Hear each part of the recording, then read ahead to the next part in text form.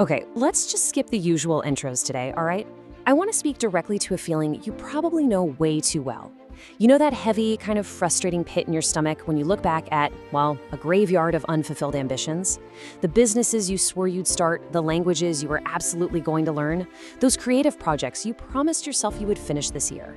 You had the vision, you had the excitement, and you definitely had the intention. So what actually happened? Why is it that our loudest, most exciting ideas are so often the ones that just quietly wither away?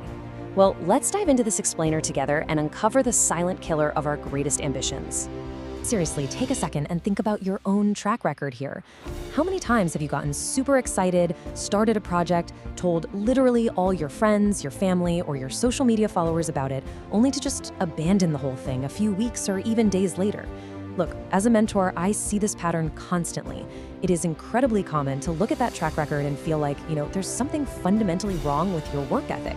But I want to show you right now that this is not a personal failing.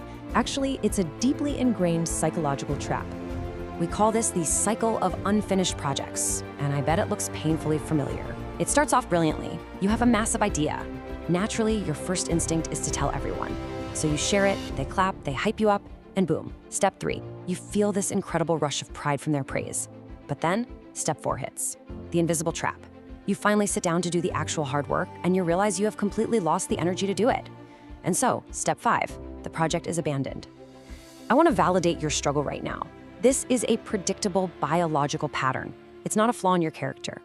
Which brings us to part 1, the weight of unfinished dreams. To really see how this cycle plays out, let's talk about a guy named Simon. Simon lived in a small village, and honestly, his life is kind of the perfect mirror for those habits that might be holding you back. This guy was a man of magnificent visions. Every single week, he had a brand new ambition. One week, he's learning pottery, the next, he's building a mansion. But Simon had a very specific routine. Before he ever lifted a finger, he'd march right into the bustling village market and just loudly announce his goals to everyone. He'd shout stuff like, "I will open the biggest shop in this village." And the village? They reacted exactly how you'd expect. They cheered, they smiled, they patted him on the back. Simon just soaked in that applause. He felt incredibly important, like a massive success, before he even started.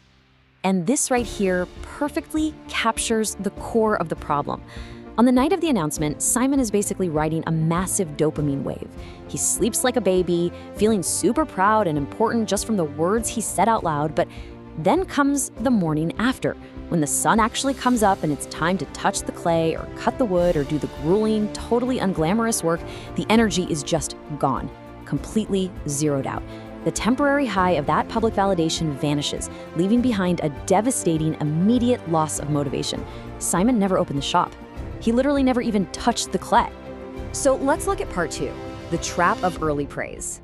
So years go by like this. Simon announces dream after dream, the village claps, but his hands remain totally empty. He feels ashamed, burdened, and just completely stuck.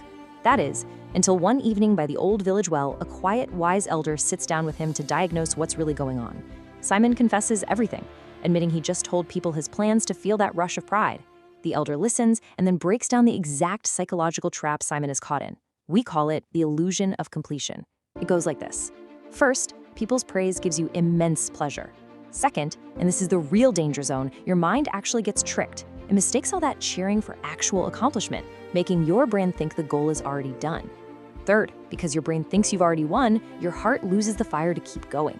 The absolutely crucial takeaway here is that the precious energy you desperately needed for the action was entirely wasted on words. Now for part 3, the tale of 2 seeds. The elder knew just talking about psychology wasn't going to cut it, so the next morning, he takes Simon into his garden for a visual lesson that honestly will completely change how you handle your next big idea. He pulls out 2 identical seeds. He hands the first one to Simon and tells him to plant it. So Simon digs a hole, buries it deep in the dark soil, and the elder quietly waters it. Then the elder takes the second seed, but instead of hiding it in the earth, he holds it way up high for everyone to see. He calls over some local kids and loudly brags about how beautiful the tree from this seed is going to be. The kids clap and cheer. Then the elder just places that second seed right on top of a bare rock, completely exposed in the open. Over the next few weeks, the results were pretty much exactly what you'd expect. The seed in the soil, the one kept totally hidden, completely silent, and quietly watered, it took root. A tiny green shoot broke through and grew into a strong plant. But look at the seed on the rock. It was exposed, performatively talked about, and just left out in the open. And what happened? It completely dried up in the sun. Birds came and stole pieces of it. It literally never grew at all. The elder turns to Simon and delivers the hard truth.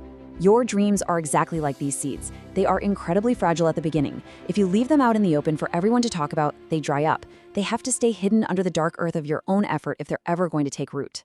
All right, part 4, building success in silence. Staring at that thriving green plant, something finally clicked for Simon. The heavy burden of all those past failures actually started to make sense. He makes a firm, quiet decision right there in the garden. He's going to try building a simple wooden chair. And for the absolute first time in his life, he is not going to tell a single soul. Look at his timeline. Day 1, he just starts working in a quiet corner. No expectations, no one asking for updates. By week 2, he's making mistakes, sure, but without the pressure of an audience, he just slowly fixes them. And by week 4, through steady, completely uncelebrated effort, that wooden chair becomes strong, smooth, and complete. The total absence of public pressure let him focus on absolutely nothing but the wood right in front of him.